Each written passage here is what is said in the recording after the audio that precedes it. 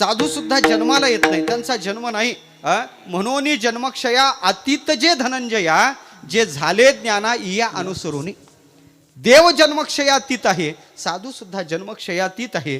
देव कधी जन्माला येत नाही, देव कधी मरत नाही देवा.